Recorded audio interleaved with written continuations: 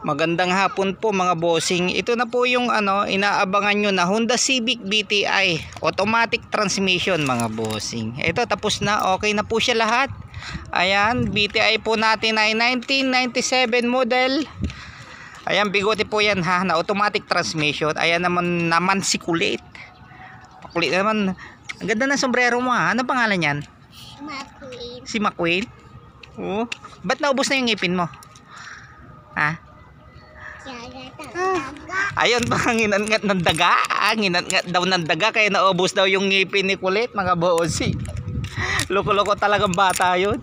Ayan po mga bossing, unat po ang kaha niya, no? Presentable po ang pintura niyan mga bossing. Rehistrado, malamig po ang aircon. Ito ay stock lang, pati muffler. Ayan, nakabago din po yung tuhok niya.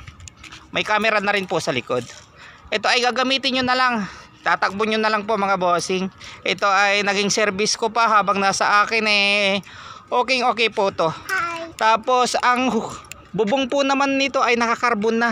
Nakarap kung tawagin. Yan o. Ayan po. Ako rin po gumawa niyan. Yung wrap na yan mga bossing. Kasi hindi na masyadong maganda yung pintura sa bubong. Kaya nirap ko na ng carbon sticker. Yan, makapal po yan, hindi po siya manipis yung carbon sticker. Tapos yung na rin po to, sun visor. Kompleto na rin po, pati RFID niyan, meron na rin po. Ayan, ang mga guma naman po nito, makakapal po mga guma niyan mga bossing. Ayan oh. Bago po mga guma. Harap likod po yan. Ayan po. Kaya hindi po kayo kakabahan sa biyahe. Bago mga guma. Ayan no. Bago lahat po ng mga guma niya mga bossing.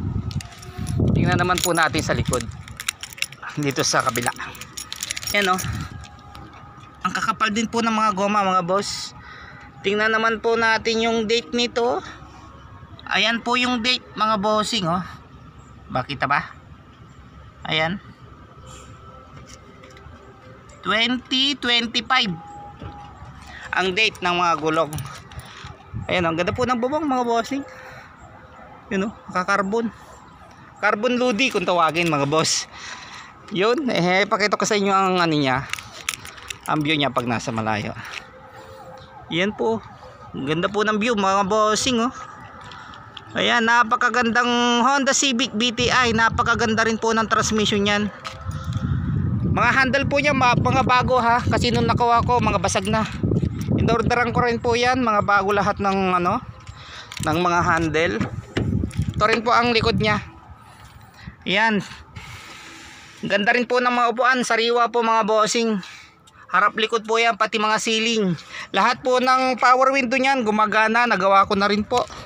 Tapos naka-alarm din po ito, naka-central lock. Yan oh. Yan o, all power po yan mga bossing. Automatic transmission na napakaganda po ng shifting. Subukan ko na po to. Subok ko na po mga bossing. Ayan, naka-alarm po yan, naka-central lock. Lahat po sa gauge niya gumagana. Lamig din po ng aircon niya mga boss. Ngayon, start naman po natin. Start naman po natin. Ayan. Yan, susi. Ito po yung susi niya mga boss. Dalawa po ito. Dito na po kasama na rin po yung alarm dito sa susi na to. Yung automatic transmission po yan. Ayan, automatic transmission. Ngayon, start naman po natin. Ayan, one click naman po siya mga bossing. Ayan. Ayan po. Ito nga pala mga bossing ha. Sa mga nagtatanong, nakaharang daw po yung ginawa po nating stereo na 2D na touchscreen. Nakaharang daw po sa aircon. Hindi po mga bossing. Natutupi po yan. Katulad po yan. Nakatupi. Tapos may tinginan din po dito. May monitor din po siya dito. Ayan po. Nakikita rin po dyan. Tapos may manual po siya dito. Kaya kahit naka-aircon po kayo, naililipat nyo siya. Nakakapagpatugtog po kayo. Ayun po mga bossing, sa mga nagtatanong din kasi hindi daw pwede. Mas marunong pa po kayo sa mga nagkabit mga bossing eh. Ako po kasi nagkabit niyan. Touchscreen po yan ha, natutupi. Ayan po yung monitor niya oh. Kapag nakaganyan po, oo nga po, nakaharang sa ano. Pero pwede nyo naman pong itupi po yan. Natutupi po yan.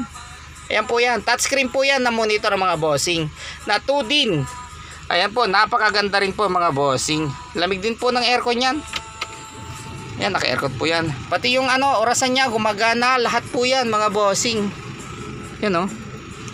Lahat po ng speaker niyan ay bago. Nakabitan ko na po. Ayan po mga bossing. Ang tanong, ang presyo po nito 140k. Uulitin ko po, ang presyo nito 140k. Sa mga gustong mag-walk-in sa may number 48 Green Meadow Street, Pasita 2, San Pedro, Laguna. Habang di pa po kami nakakalipat, malapit na po. May makalipat. Iba-vlog ko po pag nakalipat na rin po kami. Ayun, ang ganda, napakaganda po ng sounds niyan. Napakalinaw po. Touchscreen po yan mga bossing. Yan o, kikita nyo lahat po dyan. Ayan.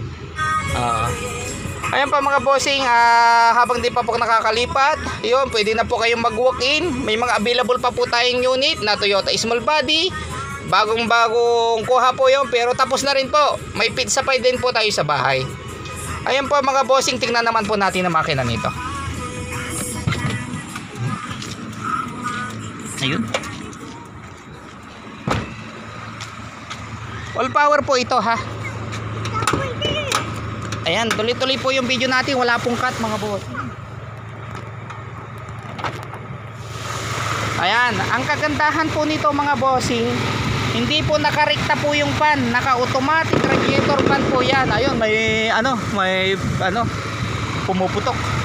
Naka-automatic radiator fan po yan, hindi po siya nakarekta. Ayan, naka-aircon po yan. Ayan o. Aircon, napakalamig din po ng aircon yan. Ayan o, nagpapawis po yung mga tubo. Ayan po, mga bossing, wala din po siyang usok o talsik. Yan, ito ay naka-automatic. Ayan, mainit. Ayan, napakatahimik po ng makina mga bossing. Bago din po yung pati battery. Ayan, BTI na all power automatic transmission. Napakaganda po ng transmission yan. Tingnan naman po natin sa likod kung may usok mga bossing. Ayan, wala din po siyang kausok-usok. Stock lang po yan, na muffler na yan. Ayan po mga bossing, ulitin ko po. Ang presyo nito 140k mga bossing. Sara na po natin. Yan, mga alarm niyan bago lahat, central lock bago lahat.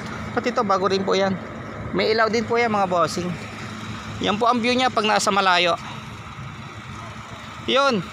Ganito mga bossing, para transparent po tayo. Pagdala na lang po kayo ng pinakamagaling nyo na mekaniko o kaya trusted nyo na mekaniko mga boss, para transparent po tayo. Kasi may mga ibang buyer po kasi, halimbawa okay po yung unit, kinuha po nila, tapos mga ilang araw o inabot sila sa daan, yun po yung hindi natin alam na bibigay sa ating mga kotse mga bossing, lalo na at hindi naman po brand new to, at ito ay 90s pa na kotse. Ilang taon na po yan. Parang tao rin po yan na tumatanda. Ang tao po kasi nagkakasakit din. Kahit anong ingat mo, nagkakasakit din. Ganon din po sa kotse mga bossing. Kaya payo ko lang po, huwag kayong magtiwala po sa akin. Magdala po kayo ng mekaniko nyo. Kasi ang alam kong mga issue nyan, pinapagawa ko po lahat. Lahat po ng alam ko. Ang hindi ko lang po alam, yung susunod na mga darating pang mga issue nyan. Yun lang po mga bossing, para transparent po tayo. Dala po kayo ng mekaniko nyo o kaya marunong. Yun, marunong po sa kotse, marunong sa makina. Yun po mga bossing, ngayon po umaandar po yan. Napakatahimik po. Ito po, trusted ko po to. Subok ko po itong kotse na to mga bossing. Pati yung mga nakabanana na bago din po yan. Ang dami kong pinalitan dyan para maging maayos yung kotse. Ayan po ang view niya pag nasa malay. Ayan na mas makulit. Ayan po mga bossing.